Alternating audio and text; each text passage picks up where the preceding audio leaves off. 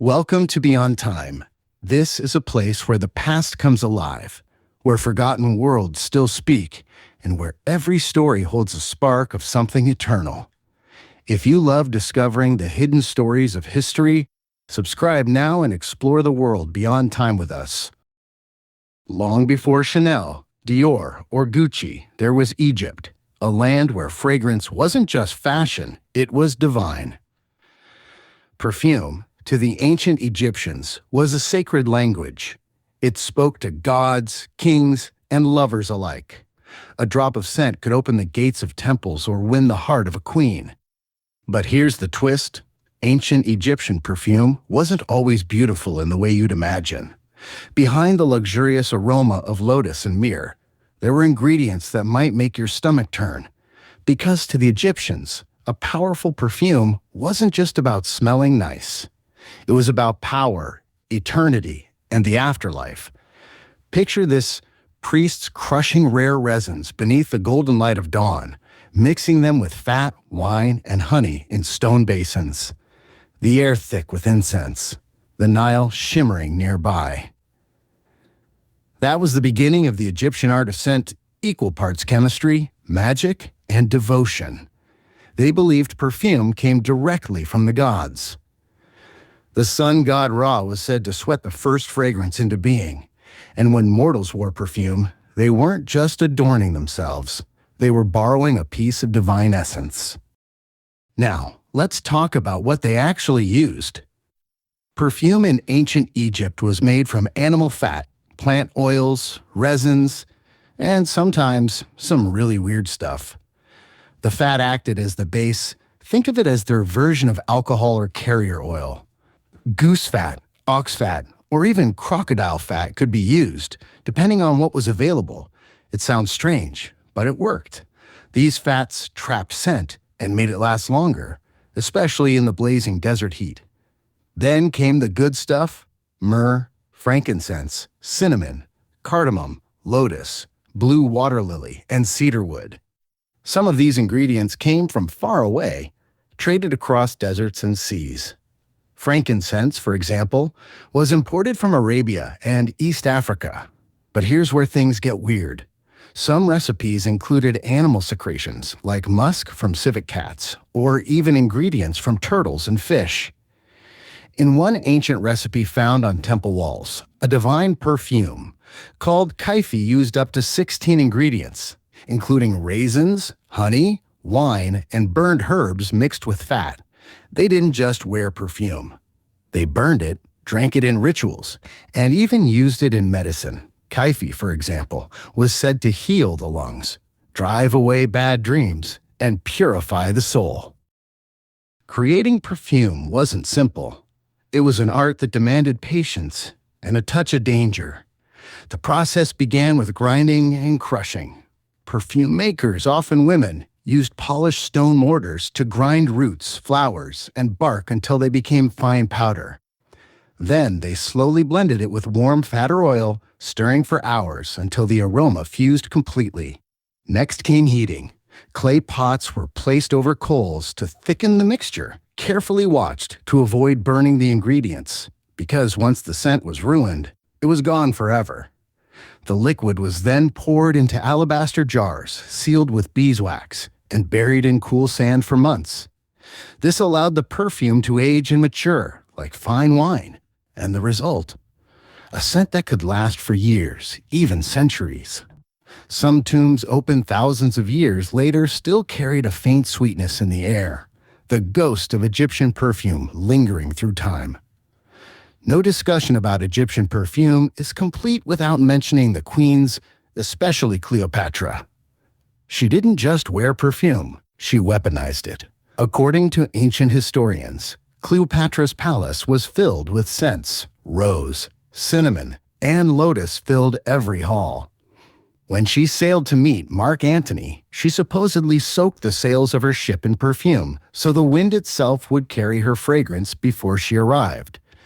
Imagine that. The air smelled like Cleopatra before anyone even saw her. Perfume, for her, was power. It was identity. It was the art of seduction turned into statecraft. But the queen wasn't the only one obsessed with scent. Everyday Egyptians, from nobles to workers, wore perfumed cones, wax cones filled with scented fat that melted slowly over their wigs and hair during the day. Yes, you heard that right. People literally walked around with little cones of fat melting on their heads, releasing perfume as the sun heated them. By modern standards, that might sound a bit greasy. But in Egypt, it was the height of sophistication. Perfume wasn't just human luxury, it was the breath of the gods. Temples were drenched in it. Priests burned incense at sunrise, noon, and sunset, each scent representing a different stage of the sun's journey across the sky. Myrrh symbolized rebirth, frankincense purity, and cinnamon divine warmth. When priests entered the inner sanctum, they anointed themselves with sacred oils. It wasn't perfume as we know it, it was a bridge between heaven and earth. Mummification, too, was a perfumed ritual. Bodies were covered in resins and oils to preserve them and prepare them for eternity. The smell of the afterlife was sweet and smoky, a mix of cedar, myrrh, and juniper. So when you smell incense today, in temples or churches, you're actually breathing a tradition that began thousands of years ago in ancient Egypt. But the process of making those fragrances wasn't all elegance and ritual. Behind the scenes, it was hard, messy work, grinding bark, boiling fat, mixing herbs for days, sometimes even weeks. Perfume makers were part chemist, part magician, part priest. And what they created wasn't just a scent, it was an offering. A prayer in liquid form. Perfume made Egypt rich. Caravans stretched across deserts loaded with incense, oils, and exotic spices. Perfume was currency, a gift fit for pharaohs, temples, and gods. Some historians even call perfume the invisible empire of Egypt, because scent controlled trade routes, alliances, and diplomacy. A pharaoh might send a jar of myrrh oil to another kingdom as a gesture of peace. A high priest might anoint a foreign ambassador with sacred oils to symbolize divine approval. The most prized of all ingredients was frankincense, burned in nearly every temple. To secure it, Egyptians built entire trading colonies along the Red Sea. They risked deserts, pirates, and disease, all for a tree sap that burned with heavenly smoke. In their world, scent wasn't just pleasure, it was politics, it was faith, it was survival. Not every perfume story was perfect or glamorous. Some were downright chaotic. Archaeologists have found ruined workshops where perfume batches went terribly wrong. Imagine the smell of burned cinnamon, spoiled fat, and fermented honey cooking under the desert sun. One ancient disaster that probably cleared the whole village. But Egyptians were nothing if not inventive. To test new scents, they sometimes used linen dolls or clay figurines, coating them with mixtures and leaving them in the heat to age. If the scent survived a few weeks without turning rancid, it passed the test. If not, back to the grinding stones.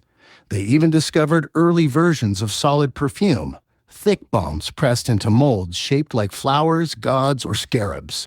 These were portable, pocket-sized luxuries, perfect for travelers and lovers alike. Some were so concentrated that a single dab could last for days. Others were deliberately smoked over incense to give them a darker, mysterious tone like the world's first night fragrance. And yes, there was competition. Rival perfume houses existed in Thebes and Memphis, each guarding their recipes with secrecy worthy of modern luxury brands.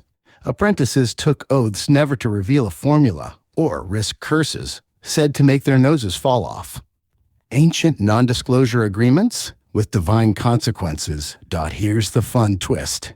Modern science now proves that Egyptians were doing real chemistry thousands of years before the word existed. When they boiled resins with oil and wine, they were performing an early form of solvent extraction. When they sealed jars with beeswax, they were preventing oxidation. They even understood that fat absorbed fragrance better when warmed. Primitive but effective kind of perfume distillation. In laboratories today, researchers recreate these methods to study how molecules survive millennia.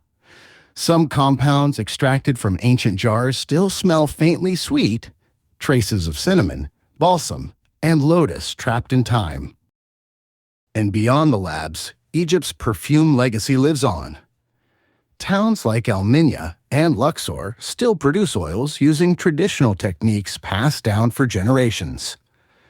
Visitors can watch artisans stir thick golden mixtures in copper pots, exactly as their ancestors did. But the real magic is cultural. Perfume, in Egypt, was always more than scent, it was story. Every aroma carried a memory of gods walking among mortals, of queens crossing the Nile, of love letters sealed with honey and smoke. So next time someone tells you ancient history is dusty or dull, tell them this: people 3,000 years ago were experimenting with luxury chemistry, inventing the first solid perfumes, and weaponizing scent for seduction and diplomacy. They didn't just smell good, they changed how the world understood beauty. And maybe that's the most astonishing fragrance of all, the invisible trail left behind by a civilization that turned scent into immortality. In 2019, researchers in Germany announced that they had recreated the perfume of Cleopatra itself. They used residue from ancient perfume jars found near Cairo, and after months of analysis, they produced a scent they described as strong, spicy, sweet, and musky. That's the thing about ancient Egyptian perfume. It wasn't meant to be subtle. It was meant to make a statement. It said, "I am alive. I am divine.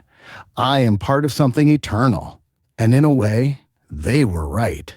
Because thousands of years later, we're still talking about it. Still chasing that same mystery, the scent of the gods, the perfume of queens, the alchemy of immortality bottled in oil and smoke. So the next time you spray your favorite perfume, take a second to remember where it all began, in a land where scent wasn't just beauty, but belief. Where every fragrance told a story, and every breath carried a prayer. That's the magic and the weird, wonderful legacy of how the Egyptians made perfume. Thank you for traveling beyond time with us. If you enjoyed this journey into the past, subscribe now and never miss a story. Explore more mysteries, hidden histories, and forgotten worlds with us, and keep discovering the wonders that history has left behind.